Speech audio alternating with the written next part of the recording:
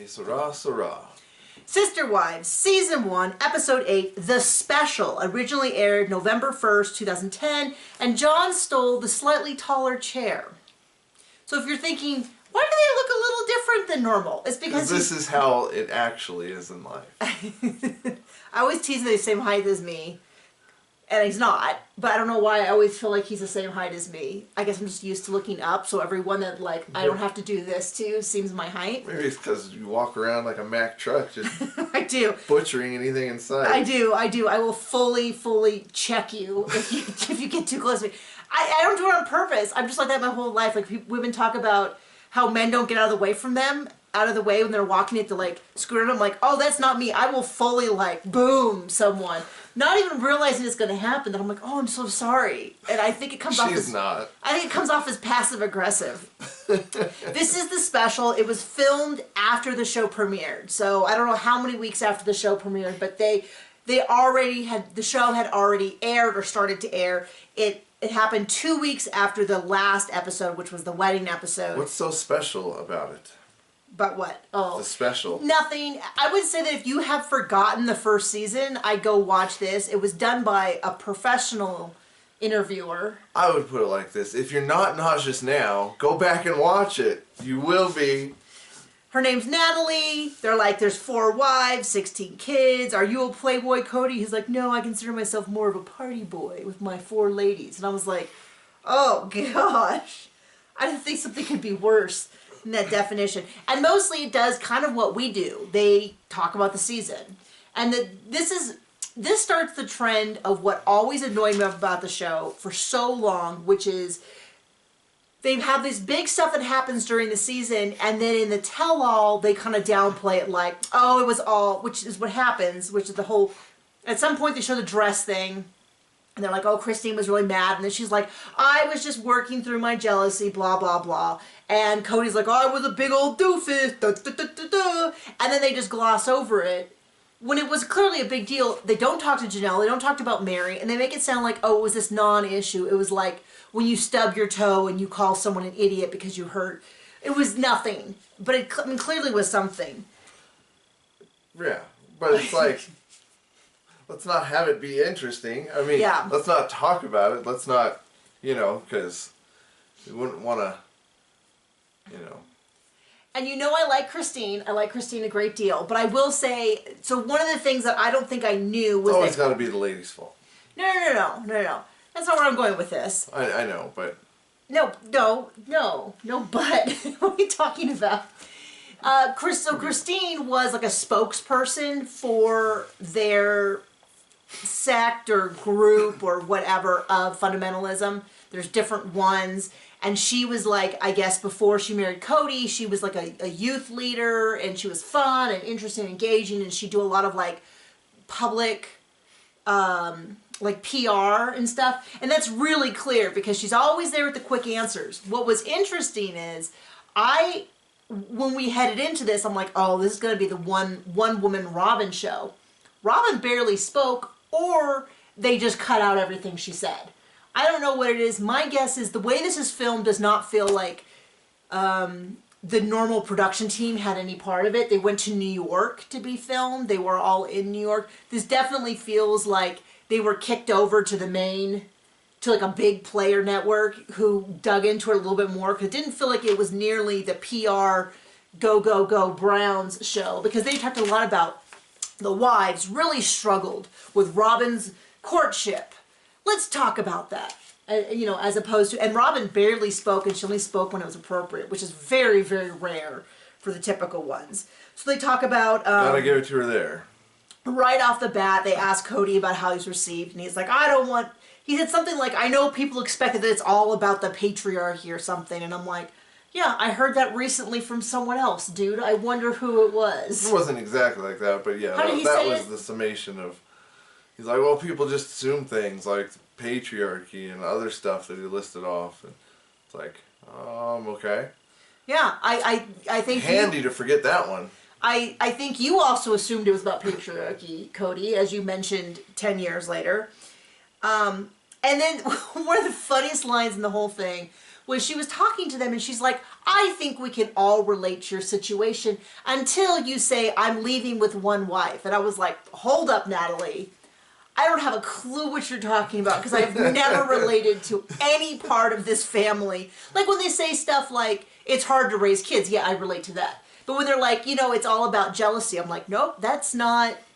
I have jealousy in my work life, a lot of jealousy in my work life. I have a lot of jealousy when I look at bigger YouTubers or TikTokers or authors or anyone else. But you know who I never feel jealousy with? When I'm with this dude right here.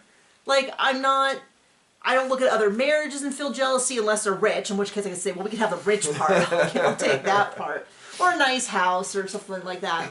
But it's just weird because she's like, yeah, I think everyone could relate. No, Natalie, I don't think most people can relate. And then he's like, well, is it just about sex? And that's when Christine like cut in with like, it's about family. It's about family and unity. And I'm like, I love Christine, but I'm like, that is like, Cody's like, and she like just talked right over him with the pat answer. And I was like, man, she really was the PR lady. I do love her, but it was definitely... But then lots of things like the other wives struggled with the courtship of Robin. The pain is real.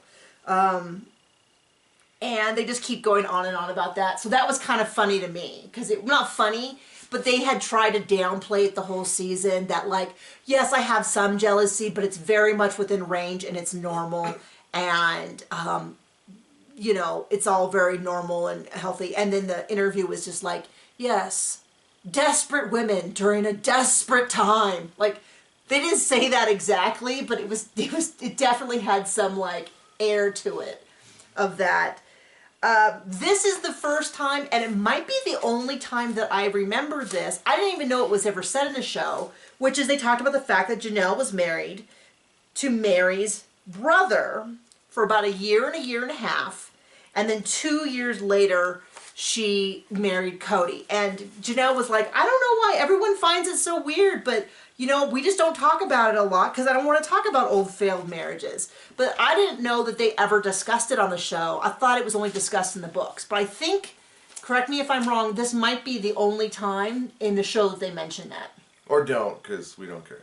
I think they mentioned that Janelle was divorced because that came up a lot.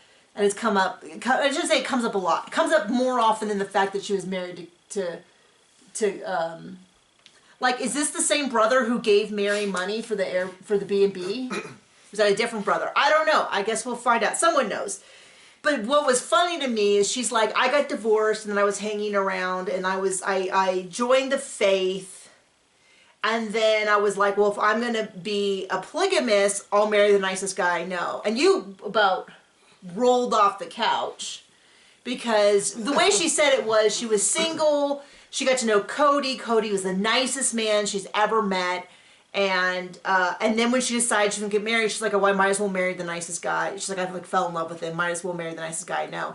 And I'm just like, Cody's the nicest man you've ever met? Cody Brown, who's on this show. I bet her answer would change, like 17 years into the future. Well, you know what? I would say, my guess is that with Janelle, she would say that he was still the nicest man that she knew, and they both grew in different directions. Because she is like the most, I don't know what the word would be, the opposite of bitter. Like, I don't think she has, like, Christine, not a judgment, has a lot of frustration and anger over things in the past. I think the term you mean is over it.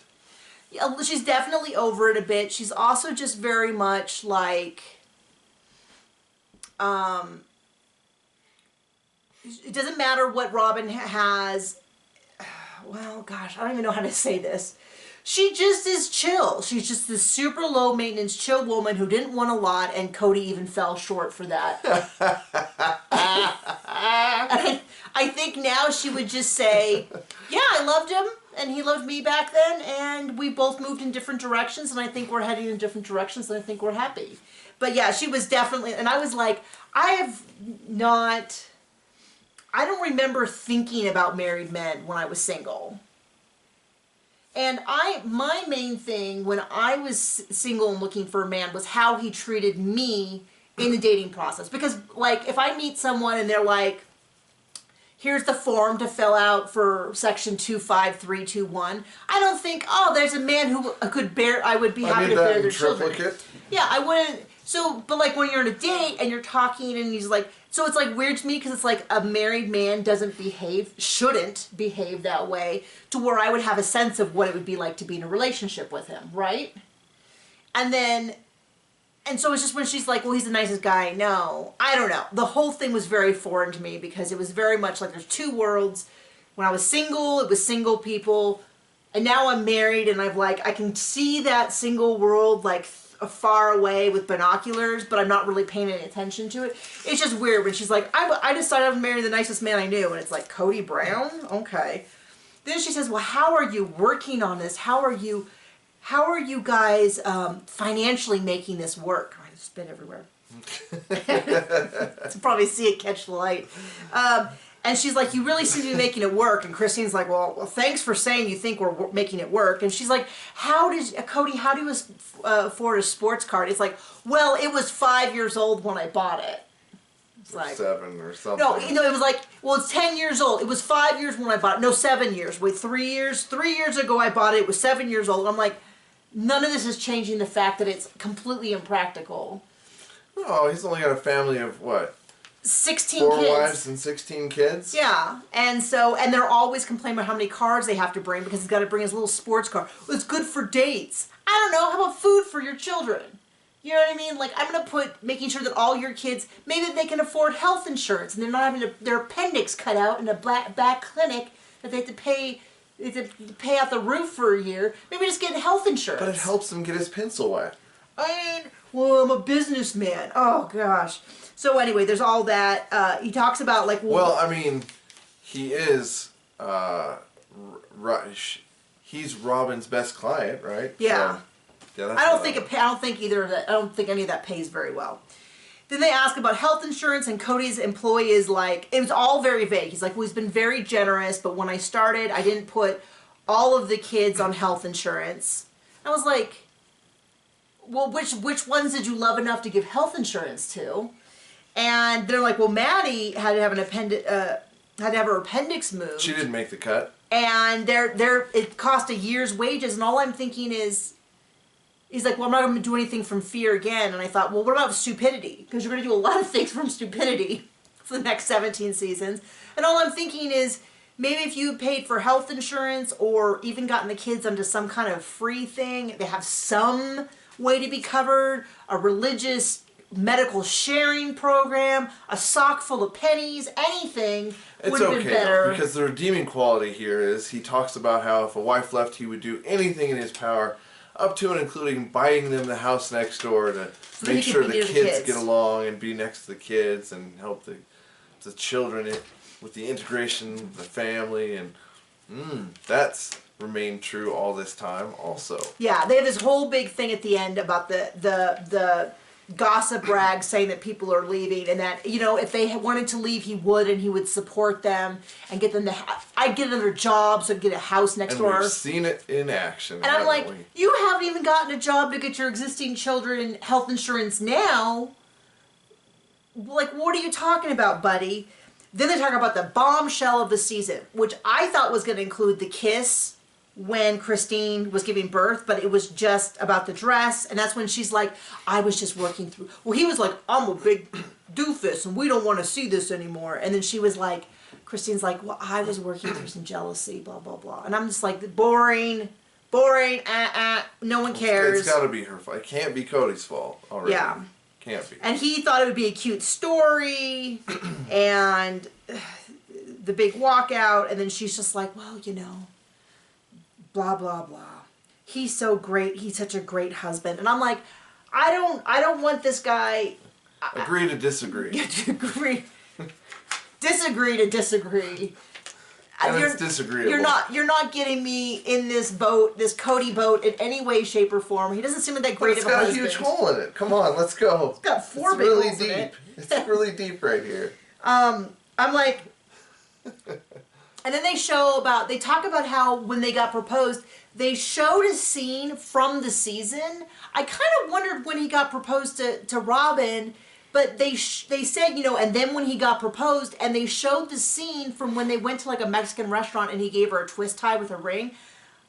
I didn't understand that was the proposal because he didn't say, you know, and she seemed, so my guess is what they said was that they just kind of talked about it and they were like, well, why don't you show us, why don't you like give her a ring or something? I don't know what I was like, was that the proposal? And then she didn't cry. Like, I'm not buying that she's a crier. She didn't cry when he gave her the ring. Also, and it wasn't a ring. It was a twist tie that one of the daughters made. Like, boring. Snooze fest. Well, if I didn't even know it was the proposal. I thought they were already, he had already proposed to her and they were just being goofy. Well, but then he's her soulmate. She didn't have a ring, so it didn't make any sense. Maybe they don't exchange rings then. But he did talk about how when he first met Robin, there was an ick factor.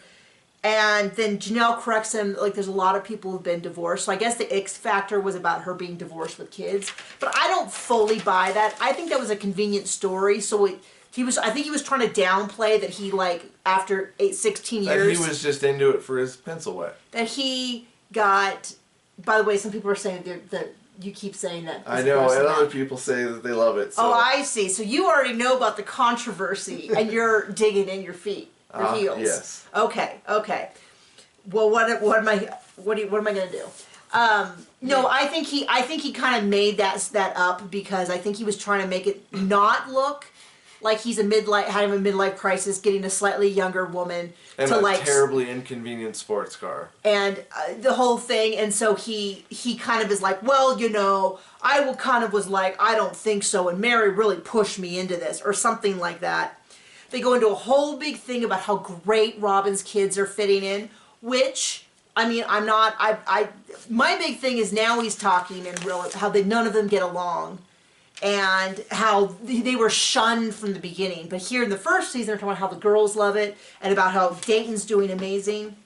So he's admitting that they were liars back then? Or now. I mean, we can get into it as we get into it, but I think the kids would have been just fine. Many of the kids do like Robin's kids, consider them to be siblings.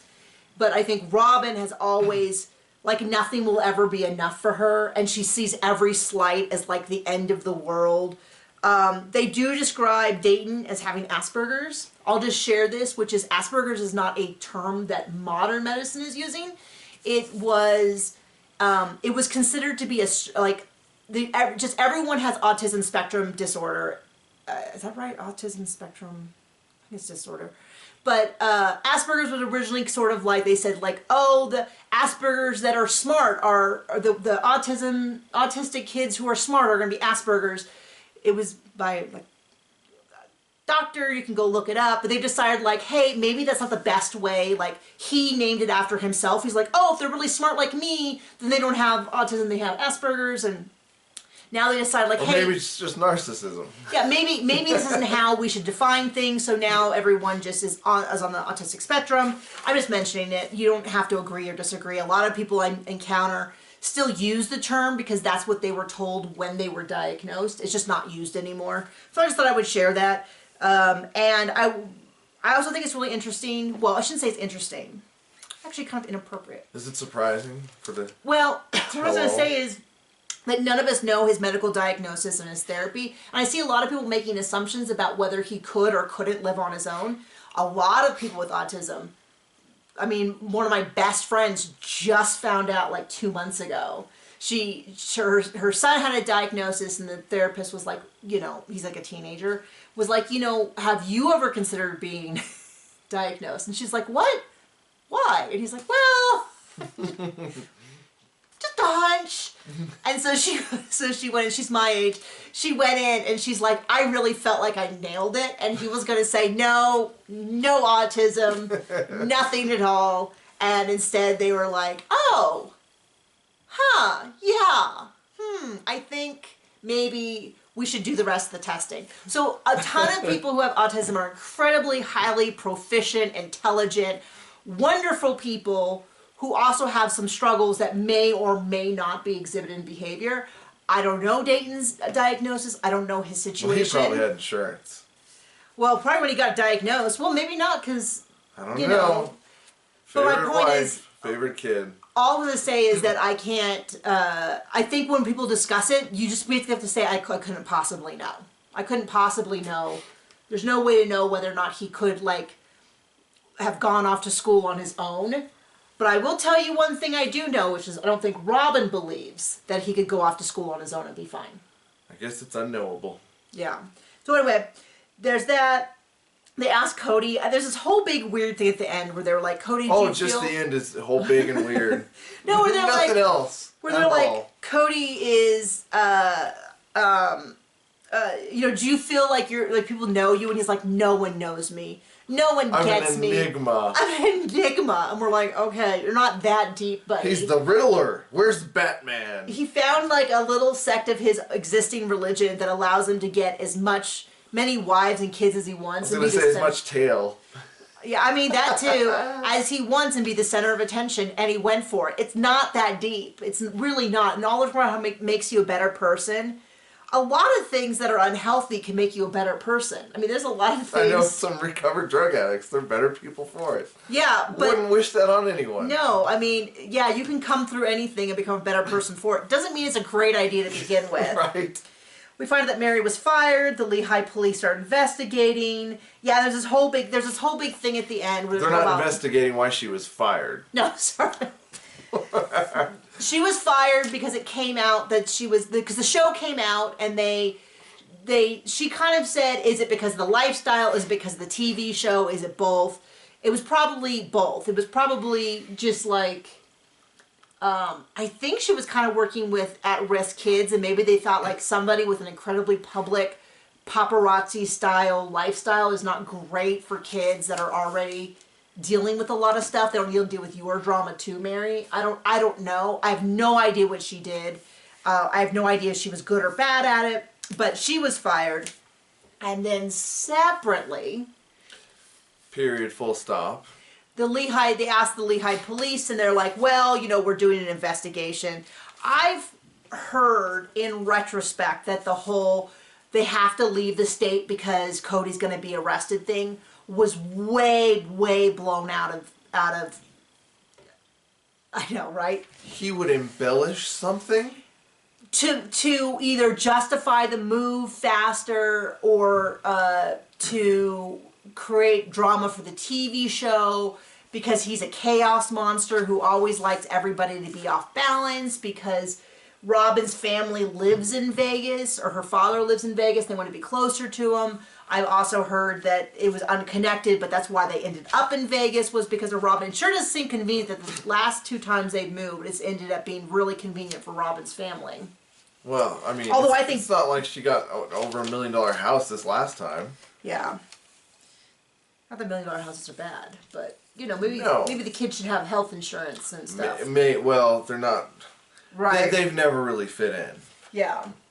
So, there you go. It was an hour-long episode, but I would say 40... It only felt like 6. I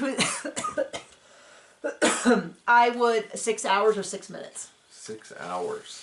It probably a good 75... Felt like it sucked the soul out of my body. And I'm only a husk of what I used to be. 75% of it was just replays of what we've already seen and discussed. So I was kind of hoping to be a little longer recap, but it is not. And there is one more episode, another special about the honeymoon. And then we're on to season 2. If you want to watch these 2 weeks early, join my Patreon listed below. We'll also have monthly Q&As. We're gonna try to start doing some family vlogs, just John and I, because we want to protect our son from weirdness online. The paparazzi. And those would be posted up on Patreon early as well. Buy her books. Buy my books. Because they're awesome. They're available everywhere. She just finished one. I just finished one like an hour ago. Well, I finished the rough draft, which then I send to the editor, who then sends it back. Nobody wants to know how the sausage is made. And then I send it back, and then she sends it back, and then I send it back. We're losing people. And then we send it to the next editor, and the next editor, and then I upload it, and all of that. Oh man. But I'm sorry. I tried. If you can't afford to buy the book, request it through your local library. Just you can request the ebooks through any of the library. I think you can do it online if you have the apps. You can always ask them in person. I have audiobooks for about half of my books. I have ebooks for all of them. Paperbacks available on Amazon and Barnes & Noble. Thank you so much for joining us. We will see you later. Bye!